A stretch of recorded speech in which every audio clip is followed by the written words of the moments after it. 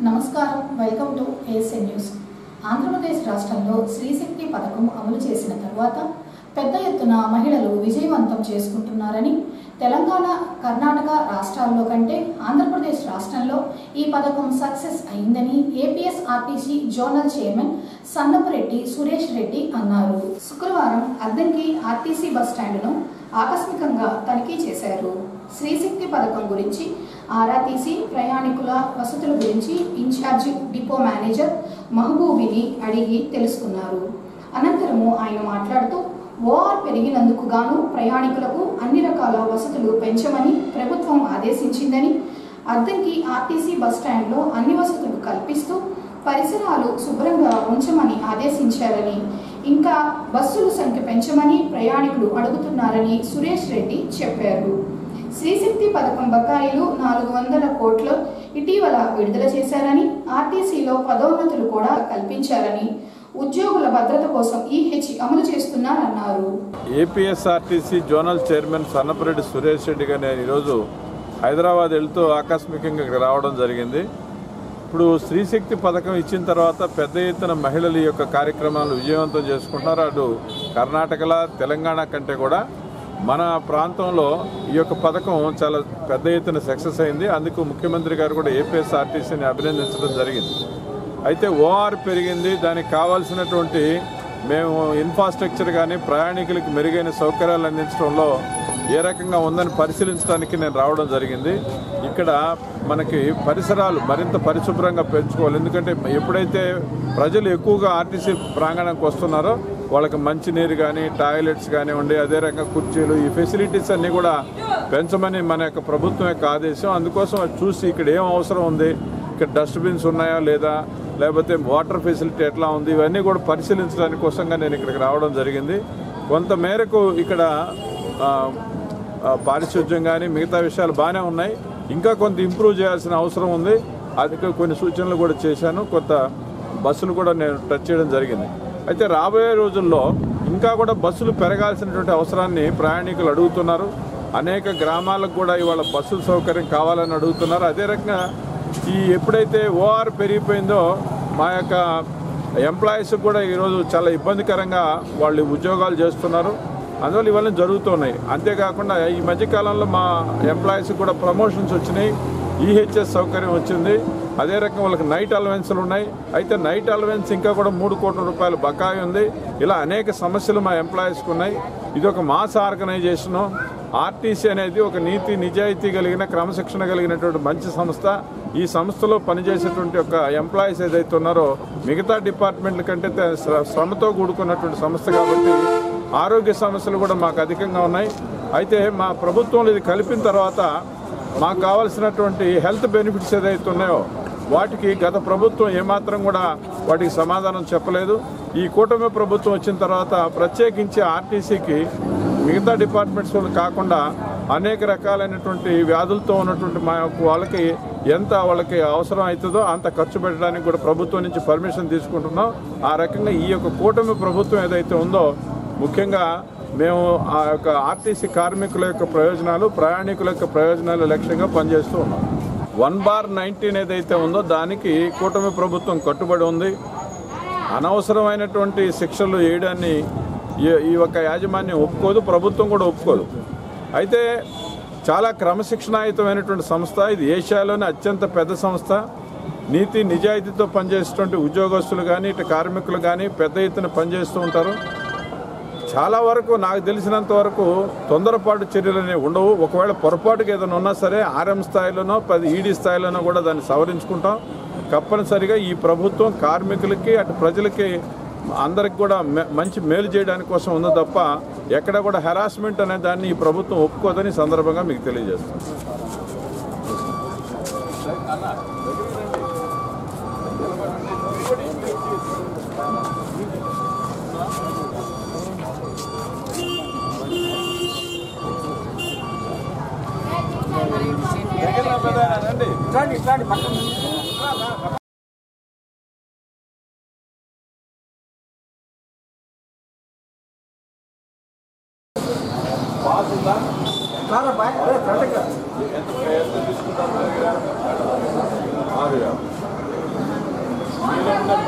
పిల్లకాయలు ఫ్రీగా లేదు వాళ్ళకేం తీసుకోవట్లేదు.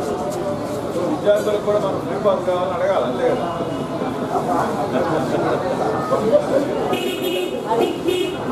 బాగుంటుందా, ఫ్రీగా ఉంటుందా, బస్సు ఉంటున్నాయా రెగ్యులర్గా?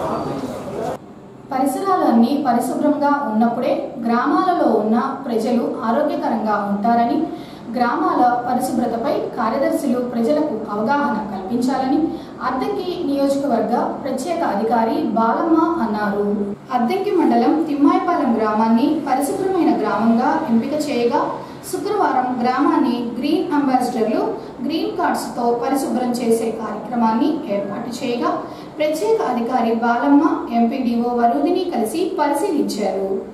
చెత్త నుండి సంపద తయారీ కేంద్రాన్ని సందర్శించి ఎరువు తయారీ విధానాన్ని పరిశీలించారు. గ్రీన్ అంబాసిడర్లు క్లాబ్ మిత్రులను గౌరవించాల్సిన బాధ్యత అందరిపై ఉందని, గ్రామాల పరిశుభ్రతపై విద్యార్థులకు అవగాహన కల్పిస్తే ఇంటికి వెళ్లి తల్లిదండ్రులకు చెప్పి పాటిస్తారని బాలమ్మ చెప్పారు. గ్రామాల అభివృద్ధికి ప్రజాప్రతినిధులు కూడా పూర్తి స్థాయిలో పంచాయతీ కార్యదర్శులకు సహకరించాలన్నారు. గ్రీన్ అంబాసిడర్ కానీ క్లాబ్ మిత్రులు నాకు ఎందుకంటే నేను చేసినప్పుడు ఆ పదం అలవాటు అయిపోయింది. నాకు బాగా క్లాబ్ మిత్రాలు కానివ్వండి, ఎవరినైనా కానీ మనం చాలా గౌరవంగా చూడాలి. ఈవెన్ మన హై స్కూల్కి వెళ్ళి వాళ్ళకి మీటింగ్ చెప్తే వాళ్ళకి కూడా ఇదే చెప్తాం. తిమ్మాయిపాలెం హై స్కూల్కి వెళ్ళి మీటింగ్ చెప్తే పిల్లలందరికీ అదే మోటివేట్ చేస్తాం. ఖచ్చితంగా అవుతారు. ఇప్పుడు మన గుంటూరు జిల్లా కలెక్టర్ గారు ఉన్నారు, ఆమె మనలాంటిగా నా స్కూల్లో చదువుకున్నప్పుడు ఎవరో వచ్చి మీటింగ్ చెప్పినప్పుడు అయితే ఏమవుతామంటే నేను కలెక్టర్ని అవుతాను. అదే కలెక్టర్ అయింది. అంతే పిల్లలు కానీ మన వాళ్ళు ఎవరైనా సరే మనం ఏదైనా పిల్లలకి వెళ్ళి మోటివేట్ చేస్తే తల్లిదండ్రులు పిల్లలు చెప్పిన మాట వింటారు. కొద్దిగా చెప్పాం అని చెప్పింది. ఖచ్చితంగా మాత్రం అద్దంకి మండలంలో నేను ఈ ఒక్కరోజు వచ్చి వెళ్ళిపోతాను అనుకోవద్దు. కలెక్టర్ గారు నాకు ఇచ్చిన షెడ్యూల్ 4 నా జిల్లాలో ప్రకాశం జిల్లాలో కలిసిన వాటన్నిటిలో కూడా రోజు తిరగమన్నారు. తిరగాల్సిందే. వాడి గురించి ఆయన చెప్పాల్సిందే. ఖచ్చితంగా మనం శ్రద్ధ అనేది చేయాల్సిందే. వాళ్ళ భవిష్యత్తు కూడా వాళ్ళ దృష్టిలో కూడా వాళ్ళందరికీ ఈ శ్రమ ఉందా లేదా కూడా చూడండి ఒకసారి. మరి రెన్యువల్ కూడా అవుతుందా లేదా చూడండి. ఈ శ్రమ చేసావా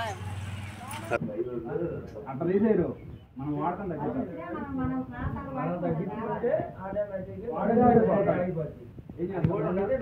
తర్వాత అండి మహిళలకి అయినా ఇంట్లో వాళ్ళైనా వర్కర్స్ వచ్చినప్పుడు తల్లి పొడికి విధులు ఇలా ఇవ్వమని అందరికీ రిక్వెస్ట్ చేస్తున్నాం. ఇస్తే వాళ్ళు ఇబ్బంది లేకుండా ఇక్కడ తల్లిదేమో ఎరువు చేస్తారు, పొడిదేమో అమ్మేస్తారు. లేదంటే అది వాటిలో 2 కలిపిస్తే చేయడం చాలా కష్టం ఉంది. వాళ్ళకి మన ఇంట్లోనే మనం చేయలేము. 300 వాళ్ళు కూడా చేయలేము వాళ్ళకి. కాబట్టి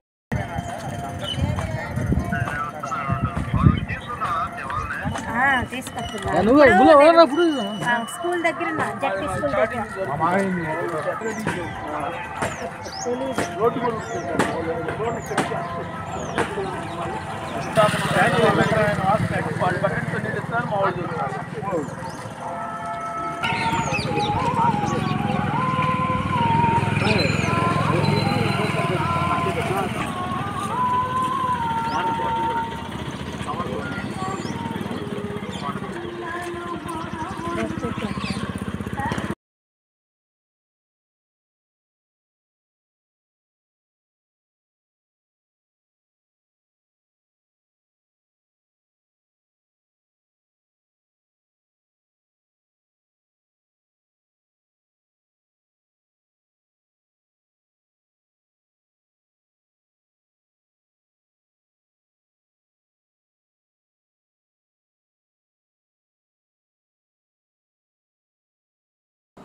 ప్రభుత్వ పాఠశాలల్లో అంగన్వాడీ కేంద్రాలలో పరిసరాలన్నీ పరిశుభ్రంగా ఉంటే విద్యార్థులు ఆరోగ్యకరంగా ఉంటారని స్వచ్ఛాంధ్ర కార్పొరేషన్ డైరెక్టర్ చిన్ని శ్రీనివాసరావు అన్నారు. శుక్రవారం అద్దంకి మండలం తిమ్మాయిపాలెంలో జరుగుతున్న గ్రామ శుభ్రత కార్యక్రమాన్ని ఎంపీడీఓ వరుదినితో కలిసి చిన్ని శ్రీనివాసరావు పరిశీలించారు. అదేవిధంగా అంగన్వాడీ కేంద్రాన్ని తనిఖీ చేసి అంగన్వాడీ కేంద్రంలో టాయిలెట్స్ కూడా లేవు అని గుర్తించారు. ఎస్సీ కాలనీలో శ్మశాన వాటిక సమీపంలో చెత్త వేయకుండా చూడాలని చిన్ని శ్రీనివాసరావు పంచాయతీ కార్యదర్శికి సూచించారు. పరిసరాలు అన్ని పరిశుభ్రంగా ఉంటేనే ప్రజలు ఆరోగ్యకరంగా ఉంటారని తెలిపారు. అద్దంకిలోని తిమ్మాయిపాలెం గ్రామంలో విజువలీ క్లీనింగ్ అనే సబ్జెక్టు మీద అద్దంకి మన ఎంపీడీఓ గారు ఇట్లా స్వచ్ఛంద కార్పొరేషన్ డైరెక్టర్ చిన్ని శ్రీనివాసరావు ఈరోజు ఈ తిమ్మాయిపాలెం గ్రామంలో చేసి మన దీనికి సంబంధించిన వీళ్ళు పంచాయతీ సెక్రటరీలు అందరం కుమ్ముగూడి ఇక్కడ క్లీన్ అండ్ గ్రీన్ అనే ఒక మంచి కార్యక్రమం ఏర్పాటు చేశాము. ఇక్కడ పూర్తిగా మనం అన్నీ బాగా శుభ్రంగానే మన స్టాఫ్ వీళ్ళ స్వీపర్స్ అందరూ కలిసి ఇక్కడ విజువలీ కార్యక్రమం ఏర్పాటు చేశాము. దీంట్లో అన్నీ వీధులు మొత్తం ఇక్కడ శుభ్రం చేశాము. మరియు తర్వాత సైడ్ డ్రైన్స్ కానీ అట్లానే మనం ఈ డంపింగ్ యార్డ్ దగ్గర కూడా పోయి ఇవన్నీ చూసి పరిశీలించి అంతా బాగా చేపిస్తూ మన స్వచ్ఛాంధ్ర కార్పొరేషన్ తరఫున నేను మీ అందరికీ తెలియపరుస్తున్నాను. మన ముఖ్యమంత్రి నారా చంద్రబాబు నాయుడు గారు ఈ స్వచ్ఛాంధ్ర కార్పొరేషన్ మీద ఆయన 2014 నుంచే ఈ కార్యక్రమం మొదలుపెట్టి స్వచ్ఛాంధ్ర అంటే మొత్తం రాష్ట్రం అంతా బాగుండాలి, క్లీన్ అండ్ గ్రీన్గా ఉండాలని మన ముఖ్యమంత్రి నారా చంద్రబాబు నాయుడు గారు, అట్లానే మన లోకేష్ గారు, అట్లానే పవన్ కళ్యాణ్ గారు మరియు మా అద్దంకి విద్యుత్ శాఖ మంత్రులు శ్రీ గొట్టిపాటి రవికుమార్ గారి ఆదేశాల మేరకు ఈ కార్యక్రమంలో పాల్గొని విజయవంతం చేయవలసిందిగా కోరుతున్నాం. అందరికీ చెప్తున్నాము, మీ పిల్లలు ఇంత చెత్త ఇక్కడ పోస్తుంటే ఎందుకుంటున్నారు? ఉన్నప్పుడు కూడా చేయించుకోకపోతే ఎట్లాగా? ఇప్పుడు సార్ రెడీ మీరు ఇక్కడ మీరే హెచ్ఎం మీరేనా? కొద్ది ముందు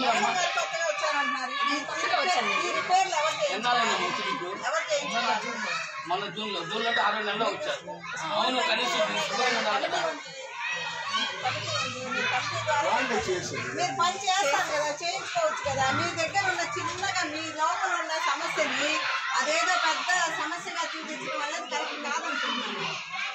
మీరు చేయించుకోవచ్చు మీకు స్కూల్లో ఉంటారా లేరా? వర్కర్లు ఉంటారు కదా, మీరు బాధ్యత తీసుకుంటే ఇక్కడ రాదు కదా. ప్రతి సమస్య కాదు, కాకపోతే నిధుల సమస్య. నిధుల సమస్య కాదు, రెడ్డి గారు, ఇది నిధుల సమస్య కాదు.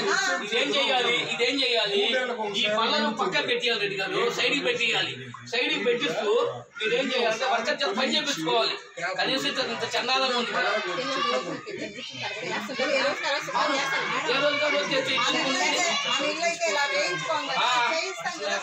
మనం ఇక్కడ పిల్లలు చదువుకుంటారు, చిన్న పిల్లలు, వాళ్ళకి దీనివల్లనే యాంటీబయాటిక్గా ఇవన్నీ వచ్చాయి, జ్వరాలు కానీ ఇంకోటి వచ్చాయి.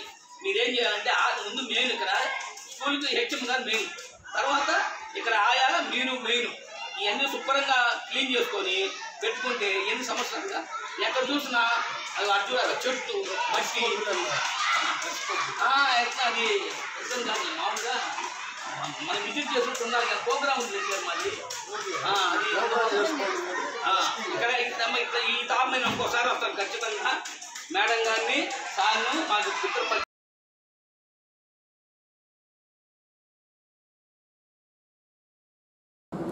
అద్దంకి మండలంలో ఉపాధి హామీ పథకం ద్వారా పనిచేస్తున్న కూలీల జాబ్ కార్డులకు సంబంధించి శనివారం అద్దంకి మండలంలోని అన్ని గ్రామ పంచాయతీలలో గ్రామ సభలు నిర్వహిస్తున్నట్లు ఎన్ఆర్జేసీ ఏపీఓ కోటేశ్వరి తెలిపారు. శుక్రవారం ఆమె ఎన్ఆర్జేసీ కార్యాలయంలో ఏఎస్ఎన్తో మాట్లాడుతూ మండలంలో మొత్తం 10,349 మంది ఉపాధి కూలీలకు జాబ్ కార్డులు ఉండగా అందులో వివిధ కారణాలతో 960 మందిని తొలగించి జాబ్ కార్డు వివరాలు శనివారం జరిగే గ్రామ సభలో ప్రదర్శించి అందులో అర్హులను ఉంచి మిగిలిన జాబ్ కార్డులు తొలగించడం జరుగుతుందని కోటేశ్వరి చెప్పారు. కావున గ్రామ సభలలో జాబ్ కార్డు కలిగిన వారు హాజరయ్యి చూసుకోవాలన్నారు. కేవలం కొంతమంది జాబ్ కార్డులు పెట్టుకొని పనికి రావడం లేదని, మరికొందరు పనుల కోసం వివిధ ప్రాంతాలకు వెళ్లి ఉన్నారని వారందరినీ గుర్తించి జాబ్ కార్డులు తొలగించడం జరిగిందన్నారు. ఈరోజు ముఖ్యంగా మనం అందరము మీకు షేర్ చేయాలనుకుంటున్న విషయం ఏంటంటే ఈకేవైసీకి సంబంధించి అందరూ జాబ్ కార్డు ఉన్న ప్రతి ఒక్కళ్ళకి కూడా మనం ఈకేవైసీ చేశామండి. అలా చేసిన ఎవరైతే చేసుకోకుండా ఉన్నారో వాళ్ళకి సంబంధించి ఏంటంటే చనిపోయి ఉంటారు. 2007లో మేము జాబ్ కార్డు ఇచ్చాము. ఆ జాబ్ కార్డు ఇచ్చిన తర్వాత మధ్యలో చనిపోయారు. అవన్నీ అట్లానే ఉండిపోయినాయి. అవి అదేవిధంగా అసలు ఊరు వదిలిపెట్టి వెళ్ళిపోయిన వాళ్ళు ఉన్నారు కొంతమంది వీళ్ళలో. వాటికి సంబంధించినవి అట్లా కాకుండా ఇంకా కొంతమంది ఏంటంటే ఓన్లీ హౌసింగ్ కోసమో, హార్టికల్చర్ కోసమో, ఫోడర్ కోసమో ఇట్లా రకరకాలుగా తీసుకొని వాళ్ళు అసలు పనికి వచ్చేవాళ్ళు కాదు. వాళ్ళు ఎప్పుడో దాదాపు ఒక 5-6 సంవత్సరాల క్రితం తీసుకున్నారు. దానికి సంబంధించిన టాస్క్ కూడా అయిపోయింది. అయినా కానీ వాళ్ళు పనికి రాకుండా అట్లానే ఉన్నారు. అట్లా నాట్ ఇంట్రెస్టెడ్ చెప్తున్నారు. అట్లా ఆ విధంగా ప్రతి గ్రామ పంచాయతీలో ఎవరైతే ఈకేవైసీ చేయకుండా ఉన్నామో, చనిపోయిన వాళ్ళు, పర్మనెంట్లీ మైగ్రేషను, అదేవిధంగా నాట్ విల్లింగ్కి సంబంధించిన మొత్తం కూడా మనకి 10,349 జాబ్ కార్డ్స్ ఉంటే దీనిలో 960 జాబ్ కార్డ్స్ని డిలీట్ చేయడం జరిగిందండి. దీనికి సంబంధించిన డేటా అంతా ఫీల్డ్ అసిస్టెంట్స్ దగ్గర ఉంది. దీన్ని మేము ఈరోజు మొత్తం కూడా ఫీల్డ్ అసిస్టెంట్స్ని గ్రామ పంచాయతీలో ఏవైతే డిలీట్ చేసామో, ఏ కారణంతో డిలీట్ చేసామో అది మొత్తం కూడా గ్రామ పంచాయతీలో డిస్ప్లే చేయమన్నాను. ఆ డిస్ప్లే చేస్తే అవి చూసుకొని ఏదైనా అబ్జెక్షన్స్ ఉంటే, అంటే వీటిలో ఎవరైనా మళ్ళీ మేము పనికొస్తాము, మా జాబ్ కార్డ్ అనవసరంగా డిలీట్ చేశారు వీళ్ళు అని ఏదైనా అబ్జెక్షన్స్ ఉంటే అబ్జెక్షన్స్ చెప్పొచ్చు. అదేవిధంగా కొత్త జాబ్ కార్డ్స్ కావాలంటే కూడా కొత్త జాబ్ కార్డ్స్ కూడా ఇవ్వచ్చండి. దీనికి సంబంధించి 22వ తారీఖు 10:30 నుంచి 11 లోపు ఏదో ఆ 2 టైమింగ్స్ పెట్టుకోమని చెప్పాను. మండలం మొత్తం కూడా ఈ గ్రామ సభలకు ఈ జాబ్ కార్డుకు సంబంధించి గ్రామ సభలు జరుగుతాయండి. కాబట్టి అందరూ కూడా ఒకసారి వెళ్ళి కొత్త జాబ్ కార్డు కావాలి అన్న వాళ్ళు వెళ్ళండి. అదేవిధంగా ఎవరన్నా మా జాబ్ మీకు ఈ డిస్ప్లే బోర్డులో కనుక మీ పేర్లు ఏదన్నా ఉండి మేము పనికొచ్చేవాడమే మా పేరు తీసేశారని అంటే కనుక అది మళ్ళీ కూడా మనము పునరుద్ధరించడానికి అవకాశం ఉంటుంది, రీఎన్రోల్ చేస్తాము. కాబట్టి ఈ విషయాలన్నీ కూడా కొంచెం మీరు గ్రామ సభకి వెళ్తే తెలుస్తాయి. కాబట్టి ప్రతి దగ్గర 10:30కి శనివారం రోజు గ్రామ సభ జరుగుతుంది. కాబట్టి అందరూ ఈ సదవకాశాన్ని ఉపయోగించుకోవాల్సిందిగా తెలియజేస్తున్నారు. అట్లాగే ఇంకొక విషయం ఏంటంటే మనకు ప్లానింగ్కి సంబంధించి 2026-27 ఆర్థిక సంవత్సరానికి సంబంధించి పనులు గుర్తించడం కోసం ఫైనల్ గ్రామ సభలు రెడీ చేశాము. దానికి సంబంధించి గ్రామ సభలు జరుగుతూ ఉన్నాయి. ఇప్పుడు దాదాపు ఒక 6 పంచాయతీల దాకా అయిపోయినాయి. మిగతా గ్రామ పంచాయతీలు కూడా మనకి డిసెంబర్ 3వ తారీఖుతో అయిపోతాయి. మీకు ఏమైనా పనులు మీకు సంబంధించిన సొంత పనులు కావచ్చు, గ్రామానికి సంబంధించిన పనులు కావచ్చు, ఏ పనులైనా కానీ మీరు చెప్పినట్లయితే కనుక ఈ పనులు కూడా మనం ఎస్టిమేషన్ వేయడానికి అవకాశం ఉంటుంది. కాబట్టి ఈ సదవకాశాన్ని అందరూ వినియోగించుకోవాల్సిందిగా తెలియజేస్తున్నారు. పోలీసోద్గం సందర్భంగా అద్దంకి మండలం మణికేశ్వరం మల్లేశ్వర స్వామి ఆలయంలో శుక్రవారం భక్తులు బారులు తీరారు. నదీ స్నానాలు చేసి నది ఒడ్డున ఆలయ ఆవరణలో దీపాలు వెలిగించి దీపారాధనలు చేసి మల్లేశ్వర స్వామి వారిని దర్శించుకొని పూజలు చేయించుకొని తీర్థప్రసాదములు స్వీకరించారు. ఆలయ ఈవో వాసుబాబు అన్ని విధాలుగా భక్తులకు ఏర్పాట్లు చేశారు.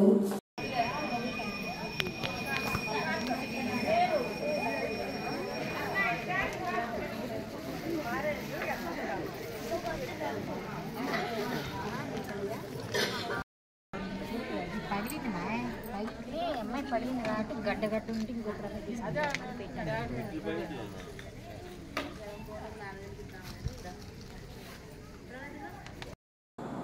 ప్రభుత్వ పాఠశాలల్లో విద్యార్థులకు ఉపాధ్యాయులు అర్థమయ్యే రీతిలో బోధిస్తూ ఉండాలని, అప్పుడే విద్యార్థులు ఉపాధ్యాయులు చెప్పే పాఠాలు వింటారని అద్దంకి మండల విద్యాశాఖ అధికారి కెవి శ్రీనివాసరావు అన్నారు. అద్దంకి మండలం బొమ్మనంపాడు గ్రామంలో మండల పరిషత్ ప్రాథమిక పాఠశాలలో వార్షిక తనిఖీ ఏర్పాటు చేయగా ఎంఈఓ శ్రీనివాసరావు ఇతర పాఠశాలల నుంచి వచ్చిన ఉపాధ్యాయులు హాజరై బోధనా తీరును పరిశీలించి పాఠశాలల రికార్డులు తనిఖీ చేశారు. ఎంఈఓ శ్రీనివాసరావు విద్యార్థులతో కలిసి మధ్యాహ్న భోజనం చేసి భోజనం ఎలా ఉందో విద్యార్థులను అడిగి తెలుసుకున్నారు. అదేవిధంగా అంగన్వాడీ కేంద్రాలను సందర్శించి విద్యార్థుల హాజరు పట్టిక, మధ్యాహ్న భోజనం, గర్భవతులకు బాలింతలకు ఇచ్చే పౌష్టికాహారం రికార్డు పరిశీలించారు. అంగన్వాడీ కేంద్రాలకు వచ్చే విద్యార్థులకు రుచిగా మధ్యాహ్న భోజనం వండి పెట్టాలని ఎంఈఓ సూచించారు. వార్షిక తనిఖీలో భాగంగా ఈరోజు మండల పరిషత్ ప్రాథమిక పాఠశాల బొమ్మనంపాడు నందు ఇన్స్పెక్షన్ చేయడం జరిగింది. దీనికి అబ్జర్వర్లుగా మల్లికార్జునరావు హెచ్జిటి ఎంపీపీఎస్ తిమ్మాయపాలెం, అలాగే దామా సుబ్బారావు గారు హెచ్జిటి ఎంపీపీఎస్ నాగులపాడు, అలాగే ధనలక్ష్మి మేడం అద్దంకి సత్రంబడి, అలాగే వర్ధన్ ఎంపీపీఎస్ సింగరకొండపాలెం రావడం జరిగింది. ఎంఈఓగా కెవి శ్రీనివాసరావు ఇన్స్పెక్షన్కి రావడం జరిగింది. టీచర్లు క్లాసుల్ని అబ్జర్వేషన్ చేయడం జరిగింది. అలాగే విద్యార్థుల యొక్క work books, assessment books, teacher hand books, lesson plans, diary అన్నీ చూడటం జరిగింది. అలాగే పాఠశాలలోని వివిధ రికార్డులని తనిఖీ చేయడం జరిగింది. అలాగే ఈరోజు బొమ్మనంపాడులో మ్యాండేటరీ బయోమెట్రిక్ అప్డేషన్ క్యాంప్ కూడా నిర్వహిస్తున్నాం. విద్యార్థులు ఉచితంగా ఈ క్యాంపులో ఐరిస్, ఫింగర్ ప్రింట్ అప్డేట్ చేయించుకోవచ్చు. ఈ అవకాశాన్ని తల్లిదండ్రులు ఉపయోగించుకోవాల్సిందిగా కోరుతున్నాం. ఈ వార్షిక తనిఖీలో భాగంగా పాఠశాలలో జరుగుతున్న మధ్యాహ్న భోజన పథకాన్ని కూడా పరిశీలించడం జరిగింది. భోజనం చక్కగా రుచికరంగా హెల్దీగా చేయడం జరిగింది. అలాగే అంగన్వాడీ కేంద్రాలను కూడా పరిశీలించడం జరిగింది. అంగన్వాడీ పిల్లలు వాళ్ళ యొక్క సామర్థ్యాన్ని పరిశీలించడం జరిగింది. వాళ్ళు చాలా హ్యాపీగా ఆరోగ్యంగా ఉన్నారు. అలాగే చక్కగా రైమ్స్ కూడా పాడటం జరిగింది. అంగన్వాడీ కేంద్రాలను టీచర్లు వర్కర్లతో కూడా మాట్లాడడం జరిగింది. అంగన్వాడీ కేంద్రాలు కూడా బాగా నడుస్తున్నాయి. సంతృప్తికరంగా ఉంది. పాఠశాల అంగన్వాడీ కేంద్రాలు సంతృప్తికరంగా ఉన్నాయి.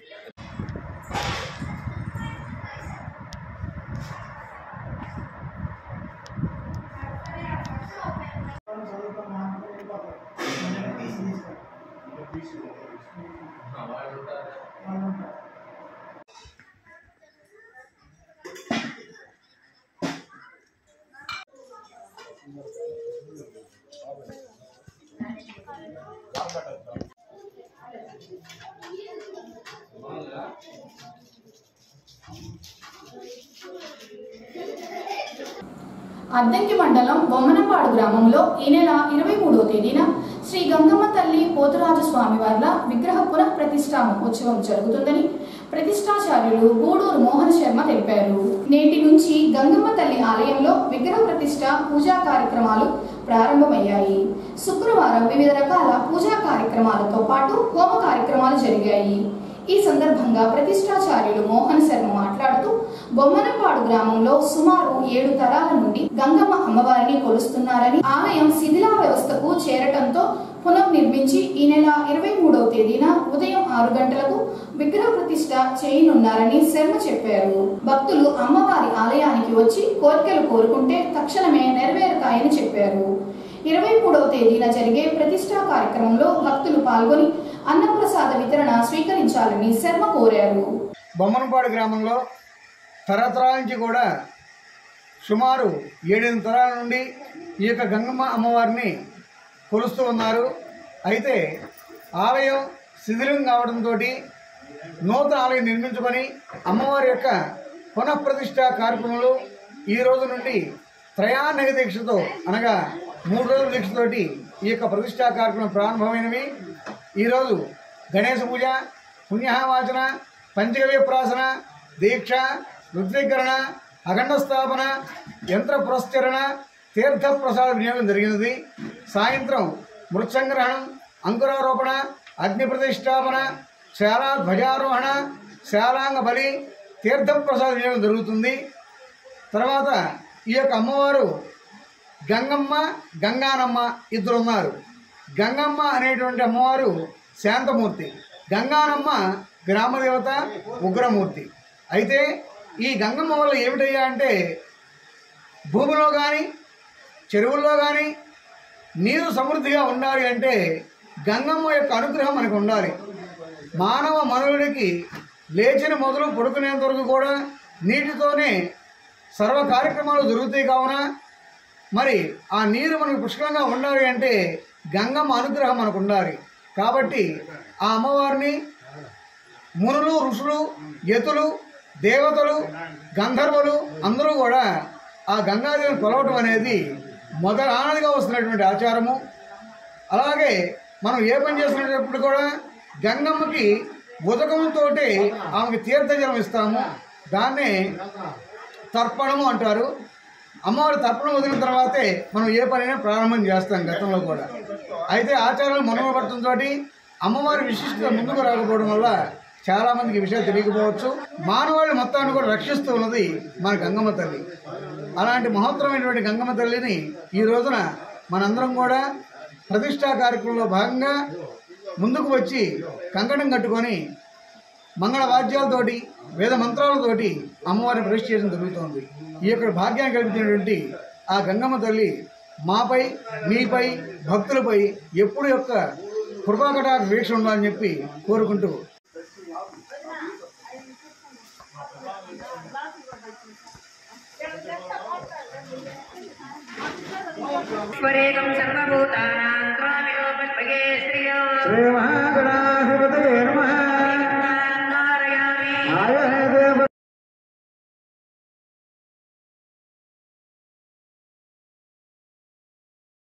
ఏఎస్ న్యూస్ ఇంతటితో సమాప్తం. నమస్కారం.